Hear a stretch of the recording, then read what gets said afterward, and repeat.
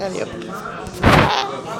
Alors, est-ce que tu Voilà, es... donc notre petite réunion, Voilà, là, comme ça, oui. c'est la 5e réunion de l'année, dans ce cadre de la réflexion sur l'astrologie. Depuis le mois de décembre, on fait une réunion 3 fois par mois. Et cette fois-ci, nous avons l'honneur d'accueillir Roger Icke et de parler de la réforme de l'astrologie. Cela dit, la réforme de l'astrologie, pourquoi la réforme de l'astrologie? On va peut-être commencer par là. Pourquoi réformer l'astrologie? Et ensuite, comment la réformer? On va peut-être commencer par le pourquoi. Alors Roger Icke, pourquoi pensez-vous qu'il fallait réformer l'astrologie? Avant de nous dire comment vous l'avez fait. Je me suis basé sur les résultats obtenus. Je me suis basé sur les résultats obtenus. C'est ça qui vous a déclenché sur... Oui, parce que j'ai appris l'astrologie dans un milieu où les questions de mon environnement étaient des questions très précises. Oui, Voilà. vous étiez sur le terrain directement. Exactement. Donc, ça nécessitait une précision, ça nécessitait une clarté du prévisionnel. Voilà, parce que je m'adressais aussi à des gens qui n'avaient rien à voir avec les symboles. Est-ce que ça veut dire que cette volonté de réforme de l'astrologie n'est pas venue d'une insatisfaction en ce qui concerne la théorie astrologique elle-même? Non, ce qui est intéressant, c'est que la théorie, alors bon, je ne parle pas des théories pratiques, enfin de Le savoir astrologique pour vous était correct. c'est un ressenti. J'ai ressenti le symbole astrologique comme m'accrochant. Il y avait quelque chose dans ce symbole astrologique. Maintenant, ce qu'on en faisait et le résultat obtenu n'était pas au rendez-vous. Donc, j'ai passé 15 ans de ma vie à... Il me fallait, pour faire une expérience, il me fallait 3 éléments. Garder les symboles, parce que je n'allais pas refaire une astrologie millénaire. Voilà. Oui. Garder les symboles que je retrouvais dans la mythologie, que je retrouvais dans des tas de domaines, donc qui avaient sa raison certainement d'être. Il y avait des bases qui étaient incontournables. Donc garder les symboles, faire foi à la réalité des choses, c'est-à-dire qu'une heure avant de mourir, il était encore vivant. Et ça, on devait en tenir compte, c'était la réalité des Le choses. souci de précision, quelque part. La précision, bien sûr, des choses, ça c'était donc la réalité. Il fallait que ces symboles se mesurent à une réalité qui se vivait, qui s'existait, etc. Et puis le troisième élément, il fallait entrer dans quelque chose qui était répétitif, c'est-à-dire qui était Reproductif. voilà, reproductif. Donc j'ai travaillé pendant 15 ans avec ça, c'est-à-dire, et à un moment donné, j'ai vu que pour tel temps, telle mécanique, etc., pour tel signal, effectivement, il se passait ce que Alors finalement, au bout du compte, rétrospectivement, vous êtes aperçu qu'il y avait des techniques qui n'étaient pas au point. Ah bah oui, Donc, j'ai usé de toutes les techniques, hein. J'ai usé des transits, bien sûr, c'était la première chose. J'ai usé les directions, j'ai usé tout ce qui me passait par la tête. J'ai toute cette littérature qu'on avait dans Tarès, Savolgin, etc. Donc j'ai... Son inventaire. Voilà. Et puis aucune, alors beaucoup étaient séduisantes, ça, c'est certain, beaucoup m'ont séduite, tout ce qui était astrologie horaire m'a énormément intéressé, etc. Et puis jusqu'au moment où, pour moi, il y avait une mécanique. Je devais révéler une mécanique. Et non plus, alors, en plus de ça, comme je ne fréquentais aucun astrologue, que je ne lisais quasiment que des bouquins techniques, toute l'astrologie humaniste, à la limite, est passée dessus, a glissé sur moi sans que je m'en interroge. Et puis, je l'ai rencontré lorsque je suis arrivé, que j'ai eu mon bouquin, etc. Là, j'ai lu le premier bouquin 2001. 2001, le premier bouquin. Et là, j'ai vu les ravages que faisait l'astrologie humaniste. Avec un mot d'ordre, c'est l'astrologie humaniste n'est pas faite pour prévoir.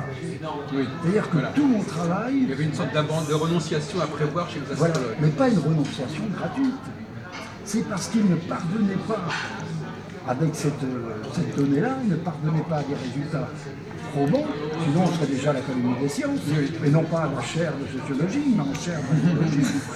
Donc, ils ne parvenaient pas. Alors comme ces gens-là, ces astrologues-là, nouvelle génération, bah, ces gens-là, ils n'ont pas appris l'astrologie sur des vieux grimoires. Ils sortaient tous d'université, les Pradaillés, etc. C'était la nouvelle économie. Et ils se sont engouffrés dans cette dimension de l'astrologie avec un souci. Comment peut-on être pris au sérieux? Parce qu'on a quand même des diplômes. Oui. Comment être pris au sérieux? La première chose à faire, on vire la prévision parce que ça ne marche pas. Oui. Et voilà. On est arrivé à une astrologie complètement... Mais néanmoins, quand même, il y a quand même une dimension prévisionnelle dans l'astrologie humaniste. Le système de la lunaison, les progressions. Complètement subjectif. Non mais d'accord, on peut dire qu'il y a quand même un système de progression, Oui, mais de datation même à la complètement limite. subjectif. Je veux bien croire qu'à la limite, il y aurait différentes dimensions à l'astrologie. Et que le fait que vous viviez dans pleine forêt, coupé de tout, etc., peut-être que cette astrologie-là vous serait vivante pour vous. Mais lorsqu'on vit dans l'existant, dans l'action, il est impossible de se fier au transit. On travaille à 2, 3 mois, on travaille à Ils n'ont pas renoncé à la prévision, ils ont renoncé à la précision. Oui, mais pas la prévision. Oui, mais c'est... Non, c'est pas pareil. Ah si, non, mais l'AFDAF a quand même interdit la prévisionnelle. Mais après, la DAF, L'astrologie c'est pas est là, humaniste. l'astrologie est là pour un mieux-être. Voilà, c'est une poésie, c'est un yoga. Oui. Voilà, le zodiaque est devenu un mandala. On a aligné l'astrologie sur les techniques de thérapie, de bien-être, Voilà, mais ça existe. et on a abandonné tout ce qui était de l'ordre technique. Oui. Voilà, quel moteur. Alors moi j'ai changé ce moteur-là, je n'ai pas changé le reste. Et j'ai vérifié surtout que la tradition. Alors pour moi ça reste un grand mystère. Oui. Comment peut-on avoir une tradition ou une théorie qui fonctionne, qui soit vraie, alors qu'on n'a jamais eu une pratique qui puisse la vérifier? Oui, bonne question. Et j'ai toujours, voilà. Alors, est-ce que c'est comme, est-ce que ça transcende les générations, est-ce que ça transcende, etc., comme la mythologie, etc., on porte ça en soi, ça c'est certain. Donc, comme moi j'ai senti, je reconnais que la première démarche que j'ai éprouvée, le premier sentiment que j'ai éprouvé lorsque j'ai commencé ma recherche, c'est le ressenti que cette mythologie, que ces symboles étaient vrais. Oui. Voilà. Après, j'ai appris, avec mon système mécanique, j'ai appris à vérifier. Ouais. Avec des nuances, bien sûr, parce que là, je mesure l'existant à 15 minutes près. Donc, il y a des nuances, etc. Mais je retrouve cette même symbolique. Donc, cette symbolique-là, elle transcende l'humanité, elle est intrinsèque à nos jeunes, quelque part. Bon, alors moi, je voudrais quand même exposer ma démarche aussi, qui est très différente. Puisque, d'abord, d'une part, parce que moi, dès le départ, le système de la tradition astrologique me paraissait problématique. C'est-à-dire que je voyais déjà les lacunes, les incohérences. Donc mon approche a d'abord été de repenser le savoir astrologique. Comme vous disiez vous-même, si ce savoir, si effectivement déjà si l'astrologie ne marche pas et que son savoir est correct, il y a un problème. Donc effectivement, le savoir pour moi n'était pas correct. Il fallait le revoir, repenser par exemple la théorie des domiciles, réattribuer, etc. Voir s'il n'y avait pas eu des dysfonctionnements dans le savoir astrologique. Donc moi j'ai plutôt fait cette démarche de réforme en repensant la totalité des données. Même comme un grand réformateur d'astrologie comme Jean-Pierre Nicolas, qui lui a voulu réformer l'astrologie, le savoir astrologique. Parce que ce qui est intéressant chez vous, c'est que vous dites le savoir astrologique, au fond, on le sent bien, mais par contre, la pratique fait problème. Donc, vous avez raison de dire que c'est. Alors, Nicolas, lui, il a quand même, comme moi, je suis marqué par Nicolas par certains côtés, c'est une façon de parler, c'est-à-dire qu'il a pensé qu'il fallait redéfinir la signification des planètes, redéfinir la signification du zodiaque. Est-ce que c'est. Lorsque je parle de vérifier après, je vérifie, je prenais un élément vierge. Mars, il fallait que je le redécouvre comme étant celui symbolisé maintenant. Donc à partir de là, j'ai repensé. D'accord, mais si vous prenez par exemple un moteur, avant même si le moteur lui-même n'est pas en état de fonctionner, c'est pas la peine de faire fonctionner la voiture. Donc le mécanicien, c'est celui, quand on envoie une fusée dans l'espace, on n'attend pas de voir si cette fusée se casse la figure ou pas. Il faut déjà qu'elle soit en ordre, cette fusée. Si elle n'est pas en état de fonctionner, c'est pas la peine de la lancer dans l'espace. Donc l'approche du mécanicien, c'est comme pour un téléviseur. Alors il y a effectivement le type qui prend le téléviseur, il dit j'allume le téléviseur, ça marche ou ça marche pas. Mais l'ingénieur, il va regarder le téléviseur, il dit de toute façon, ça ne peut pas marcher. Tel que c'est actuellement, il manque des pièces, donc on ne va pas commencer à la faire marcher. On va d'abord réparer l'objet avant de voir avant d'aller plus loin. Lui a inventé un autre moteur, on ne va pas dire le contraire. Oui, mais le moteur changé. Oui, mais sauf que vous avez gardé beaucoup de choses. Non. Vous avez gardé le symbolisme zodiacal, mais je ne pouvais pas, et c'est impossible, sinon j'étais plus dans une démarche scientifique. C'est-à-dire que je ne pouvais pas, et en même temps, éliminer tout un savoir, ce que vous appelez le savoir, la théorie, la symbolique, surtout la théorie, à la limite, vous ne pouvez pas en même c'est temps. encore ce qu'on a fait. Je ne pouvais pas en même temps enlever ça, réinventer ça, et en même temps chercher un autre moteur. Pourquoi? Et parce qu'il faut que mon moteur se vérifie sur une donnée, ou une donnée sur un moteur. Mais comment vous allez rentrer vos données dans le temps? C'est-à-dire un symbole, comment on montre qu'il est vivant? C'est encore une fois dans le temps. Et si on s'extrait du temps, si on enlève le moteur aussi, etc., qu'est-ce que vous faites de votre symbole? Quelque chose d'immanent, très bien, mais qui ne correspond à rien, à notre existence, au vivant même. Ça, j'en suis persuadé. Est-ce qu'au bureau Cahier, vous avez une question à faire sur ce qui est... Non, je vous écoute encore. J'ai pas. Enfin, Je veux affiner. Au moins une, pour la vérifier sur l'autre. Bon, alors, il ne s'agit pas d'éliminer quelque chose, il s'agit de le reformuler, de le repousser. Non mais d'accord, mais même y compris dans le domaine de ce que vous appelez les bases de l'astrologie. Bon, alors Nicolas, il l'a fait à sa façon. Hein. Bon, moi, en tant qu'historien, je me suis posé des questions sur les dysfonctionnements qui ont pu se produire en cours de route. C'est-à-dire que tout au long de l'histoire de l'astrologie, vous avez un savoir qui s'est transmis de génération en génération. Est-ce qu'il n'y a pas eu des choses qui se sont corrompues, qui se sont déformées? Parce que croire qu'il y a une sorte d'immaculé, quelque chose qui reste absolument intact, non. Donc ça c'est un premier point. Deuxième point. Oui, c'est bon, t'inquiète. Deuxième point. À partir du moment où on s'aperçoit. Alors, la grande question, moi j'ai toujours dit, la grande question c'est qu'en réalité, ce n'est pas la pratique qui fait évoluer la théorie, c'est la critique de la théorie. C'est-à-dire qu'en fin de compte, on s'aperçoit que la théorie qu'on a en face de soi, elle ne tient pas. Elle ne tient pas en tant que théorie. Parce qu'une théorie, ça se critique, une théorie. On voit qu'il y a des trucs qui ne collent pas entre eux. On voit qu'il y a des dysfonctionnements. On voit qu'il y a des redondances. On voit qu'il y a des choses qui ne tiennent pas. Donc déjà, la théorie elle-même, elle doit se réformer en tant que théorie. Parce que tant que la théorie n'est pas élaborée, c'est pas la peine de la mettre en pratique. On peut très bien vérifier la théorie par la pratique. Moi, c'est ce que oui, mais vérifier une théorie, si la théorie ne tient pas debout, alors pour vous, une théorie qui tient debout, c'est une théorie qui se vérifie par la pratique. Non, une théorie qui ne tient pas debout, c'est une théorie qui n'est pas cohérente. Oui, bien sûr, mais enfin, on est dans une cohérence quand même. Enfin bon, même plus tôt. Moi, j'ai été beaucoup plus en amont encore de la chose. C'est-à-dire que plutôt de critiquer un savoir qui, au fil du siècle, effectivement, a été machin, moi, j'en suis resté à la mythologie.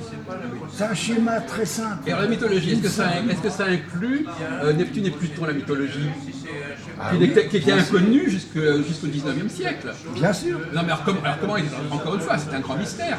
Comment ça se fait que toute l'astrologie a existé pendant des millénaires sans connaître ces planètes? Ah oui, alors il y a deux théories. La première théorie, c'est que nous les avons vécues sans prise de conscience de la chose. Oui, alors donc on ne pouvait pas constituer une science, parce qu'on ne les connaissait pas. On les a peut-être vécues dans notre ressenti, mais pas en tant que science. Donc l'astrologie n'aurait pas pu exister avant le 19e siècle, le 20e siècle. Mais maintenant, il y a aussi toute une vision... ça ne vient pas par hasard, si vous voulez. Oui, alors donc il y aurait une astrologie. Donc à un moment donné, l'humanité n'aurait pas encore eu besoin d'Uranus, Neptune et Pluton pour Par exemple, fonctionner. moi j'ai pas toutes les réponses à ce domaine-là. Je sais que je vérifie Pluton. Voilà, je sais que je vérifie Neptune. Hélas, dans mon thème, parce que c'est vraiment pour moi un élément que j'attends et que je traverse, enfin que j'accompagne avec quelques craintes. Mais voilà, je les ai vérifiés. Et je ne les ai pas simplement vérifiés dans la psychologie des gens. Parce que ça encore, ça serait... Oui. Non, je les ai vérifiés dans une pratique qui rendait les choses attendues à l'avance, parce qu'il fallait que ça soit ça, et dans tel domaine et à tel moment. C'est-à-dire que j'ai vraiment la réalité pour moi. En tout cas, la réalité dont vous parlez, c'est la réalité des gens, des personnes.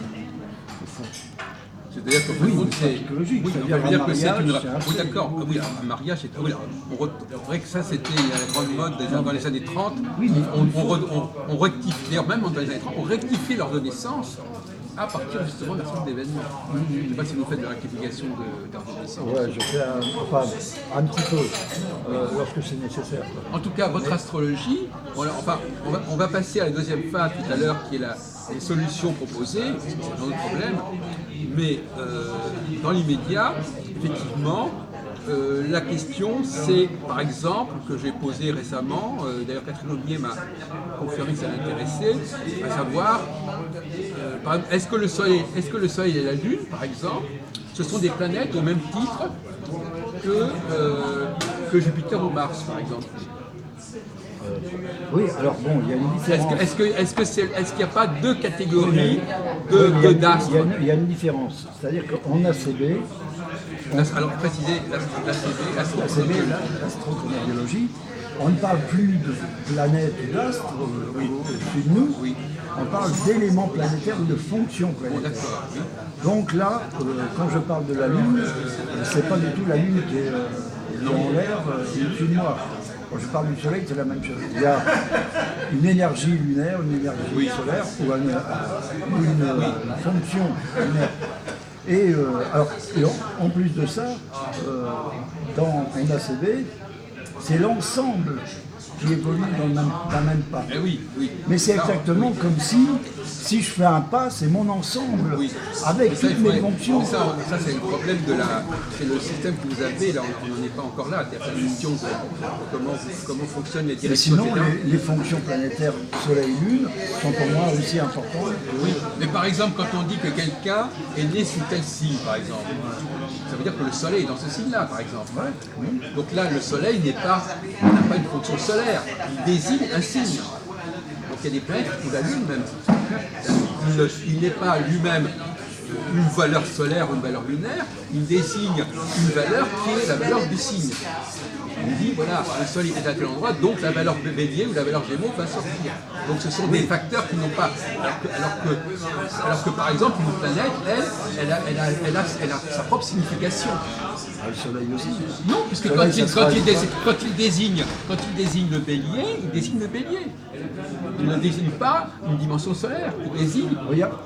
Donc l'astrologie populaire, elle a gardé cette idée que la Lune ou le Soleil désignait un facteur et que c'était le facteur qui allait être mis en avant et pas la planète elle-même. Oui, mais bon. C'est ce qu'on appelle les marqueurs. Oui, mais regardez, par exemple, côté pratique.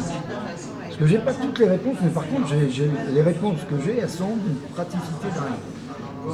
En bourse, par exemple. Ah oui. Chaque fois qu'il y aura un élément zodiacal, enfin, un élément planétaire, qui sera à 29, 59, etc. Sur 30. Voilà.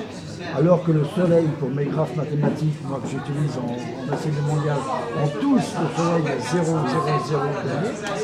Chaque fois, la bourse fait un bond incroyable pendant une heure et demie. Oui. Et à chaque fois. Et ça, je l'ai codifié. Oui. Statistiquement, je l'ai. Donc vous avez une pratique qui valide votre théorie. En fait, c'est-à-dire que toute votre théorie, elle est inattaquable du moment qu'elle fonctionne, mais cette pratique comment est-ce qu'on peut la valider cette pratique véritablement en fin de compte? Parce que finalement, c'est quoi la pratique? Bon, C'est ce que les gens ont retenu de leur vie. Alors évidemment, bon, quand il s'agit d'agir, etc. Enfin, je veux dire, on ne peut pas uniquement fonder toute une théorie sur une pratique. Si. Si. Donc même si la théorie est bizarre, du moment que la pratique fonctionne, Moi, ça va. ce qui m'a empêché d'avancer avec ce que j'ai découvert, Oui, c'est que la chose est tellement complexe oui, qu'on ne peut rien faire, ni la vérifier, ni quoi que Voilà. ce soit sans un modèle, sans un logiciel. oui. C'est impossible. Là, il ne s'agit plus d'ouvrir Alors, les éphémérides. alors exposer, alors puisque finalement on en est là, exposer pour notre ami, ne serait-ce que pour les gens qui nous écoutent, etc. Exposer, alors là, donc effectivement, la complexité, c'est vrai que votre pratique, elle est relativement complexe. Oui, votre mais théorie, votre prenez- technique, elle est extrêmement complexe. Prenez un manuel de mécanique, Oui. ce que vous voulez, ça sera complexe pour le non-initié. Oui. Voilà. Oui. Mais je vois pas au nom de quoi l'astrologie serait moins compliquée qu'un traité de plomberie, ou, etc. Ben écoutez, oui, c'est On une parle, bonne question. on parle quand même d'une science Oui. qui serait, si elle sait, si elle est, serait extraordinaire. Alors que faire de cette science-là, je veux bien que, comme je disais À Véro Caillé. à Véronique, comme je disais, il y a 50 ans, allez, on va dire, il y avait 300 astrologues en France. Oui, Depuis Internet, il y en a 5000. oui, Bon, parce que on fait. C'est d'une simplicité maintenant. On a un logiciel qui est Oui. formaté. Oui. On a des éphémérides, machin, oui. et puis voilà, on peut tout faire. Lorsqu'on se présente avec un modèle qui est autrement plus complexe, avec des données, des précisions, on ne peut rien vérifier sans un logiciel. Oui, mais cette complexité, plus un modèle est complexe, plus il est difficile d'appréhender le rôle de chaque facteur. Bon, j'arrive pas à c'est pas inhumain. Déjà, plus il y a de monde, moins on sait exactement qui fait quoi, en fin de compte, quelque part. Ben, moi, j'ai pas jugé les planètes dans un premier temps. J'ai pas jugé ces éléments-là. J'ai d'abord fait un travail d'observation. La première chose que j'ai vue, on peut très facilement faire des cases, des catégories de l'existence. Les maisons, Voilà. les secteurs. Ah oui, là c'est... La tradition nous dit que, par exemple, la 5, c'est l'affect. Enfin, l'axe, Donc toute la tradition se va valider. je l'ai vérifié. Voilà. J'ai pris Oui. le moins complexe, ce qui était assez clair. Donc ça c'était simple. par 10 000 contre. bouquins. Donc tout à l'heure Voilà. c'était... Donc là, tout à l'heure on parlait de complexité, mais là c'est simple. Oui, oui. Les planètes c'est Mais simple, les les maisons c'est espaces, simple. les espaces. C'est la combinatoire qui est complexe. Non, non, il y a deux dimensions. Il y a une notion d'espace, ça je l'ai quasiment pas changé, Ah voilà, c'est ça. d'accord? Voilà. Et une notion de temps. Très bien, Et là oui. j'ai complètement Voilà, c'est ça. changé la chose.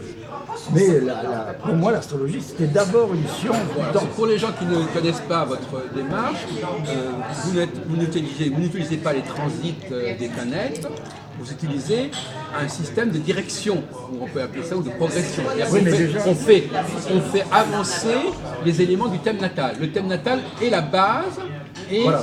c'est la C'est base, même, pour moi, et c'est- tout le reste, ce ne sont que Voilà. des développements du thème natal.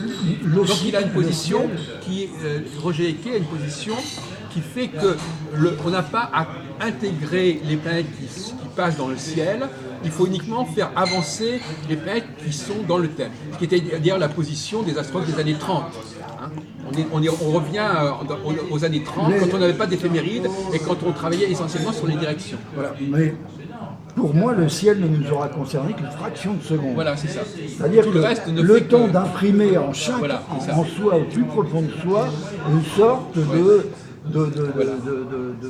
comment je pourrais, d'un élément cosmogénétique, mais en soi. Le reste du temps, aussitôt après, cette photosynthèse, Voilà. aussitôt après, le ciel n'appartient à celui qui le mettra. Voilà, c'est ça. Et ensuite, on ne naît plus, on se transforme. Voilà. On n'est plus formé, on se transforme. C'est-à-dire que c'est un ensemble, et ça se comprend sur le plan même de la psycho, même de la psychiatrie, j'allais dire, si on n'est pas schizophrène, c'est un ensemble ensuite qui se transforme uniformément, avec parfois hop, un petit excédent mercure, un petit excédent machin. Mais c'est un ensemble chaque fois que je fais un pas, c'est mon ensemble qui fait un pas. C'est pas une partie de moi, c'est-à-dire que je ne serai que Jupiter et puis le reste du temps, machin. C'est un ensemble donc, qui évolue. Alors le tout, c'était pas de faire évoluer la chose comme ça, le tout c'est de savoir de quel pas. Alors, attendez, je vous interromps, mais alors finalement, nous sommes tous des petits mondes, en fin de compte.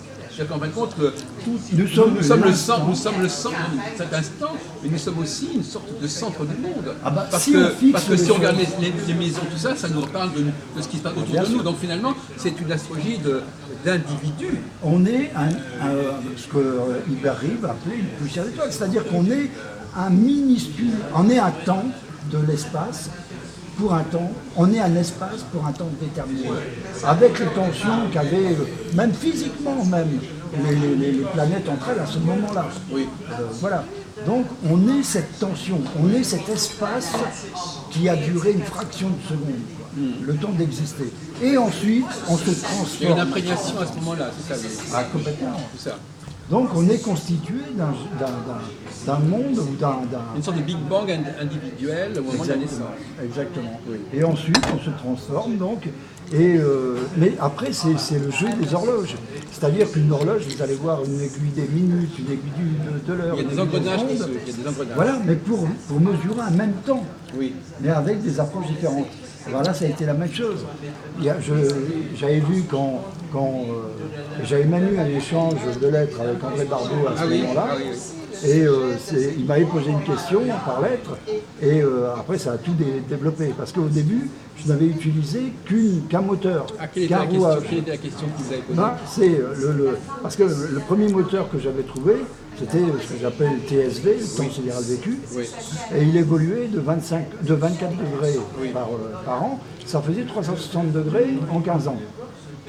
Et André Barbeau m'écrit en me disant « Oui, mais ça voudrait dire que tous les 15 ans, on revivrait la même chose. Oui. » Et à partir de là, j'ai conçu d'autres espaces-temps, c'est-à-dire qu'ensuite, on va mesurer les choses en TSC vrai, après, etc., jusqu'au plus petit, qui s'appelle le TSG, que j'utilise pour la bourse depuis... TSG, c'est traduisé, TSG. Temps sidéral de gestation.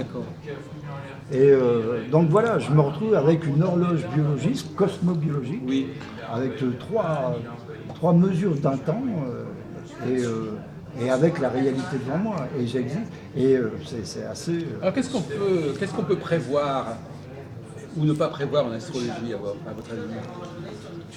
Ou plutôt, qu'est-ce que l'astrologie peut prévoir en particulier et par excellence? Quel genre d'événements, de situations l'astrologie est particulièrement douée pour appréhender? Alors bon, là aussi, il y a deux approches différentes. La première approche, c'est si par exemple, ce que j'appelle le projet, c'est-à-dire que il faut une représentation qui serait vraiment très symbolique de l'ACB, montrerait un zodiaque. Astrochronobiologie, oui. Voilà, montrerait la roue zodiacale qui serait le symbole structurel de notre ADN, enfin de notre génétique. Et au centre sera un soleil, ou une énergie très forte, qui demanderait à déborder du cadre. Voilà, c'est un peu comme une sorte de vivant qui chaque fois... Elle ne pourra faire, cette énergie, elle ne pourra devenir du vivant et du remarquable qu'à partir du moment où il y a des angles précis entre deux éléments, ce qu'on appelle les aspects. Oui. Là, une porte s'ouvre, c'est symbolique, là, une porte s'ouvre, plus ou moins, selon l'angle, etc. Et donc, cette énergie sort de cette porte ouverte-là, et si vous mettiez en face, entre cette énergie et un mur blanc, si vous mettiez en face le symbole Jupiter, par exemple, il sera reporté. Excusez-moi, il y a eu un blême. Non, mais c'est parce qu'il faut se brancher sur le plus de courant. Mais on va... Zoom, hein. Non, mais de toute façon, je voulais faire une petite pause pour qu'il puisse voir son truc. Mais en tout cas, vous êtes clair. Mais, Enfin, j'ai suivi, hein. Bon, seulement, c'est vrai qu'il a explicité les sigles là, que vous donniez, TSG, etc. Il faut le dire pour les gens. Ouais, mais bon. Non, mais lui, il le dit à chaque fois, c'est bien. Ah, ouais, déjà. Mais c'est bien, enfin, je comprends votre démarche. Donc, pédagogiquement, c'est bon. Puisque moi, je suis très... Ça, je pêche un peu par manque de pédagogie. Mais non, là, c'était très compréhensible. La seule chose, c'était qu'il fallait donner, élucider les sigles, quoi. Parce que ça, ça permet de... Non, autrement, c'était très bien. Seulement, les sigles, il faut les élucider. Pour vous changer de place. Oui, parce que malheureusement, j'ai un problème technique là. J'ai pas pris de rallonge. Je pourrais peut-être en demander une. Là. Non, je vais lui demander s'il n'a pas une rallonge. Je vais essayer de serrer notre ami, là.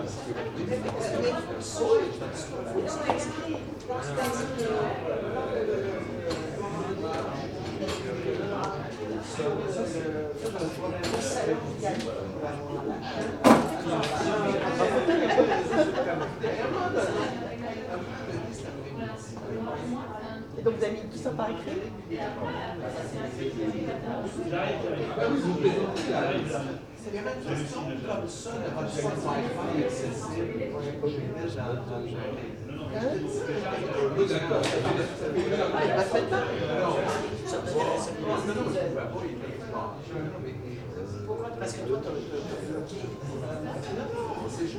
Et vous êtes dans quel quartier de Paris? Pas loin. Vous êtes en province, enfin en banlieue? Ah, d'accord,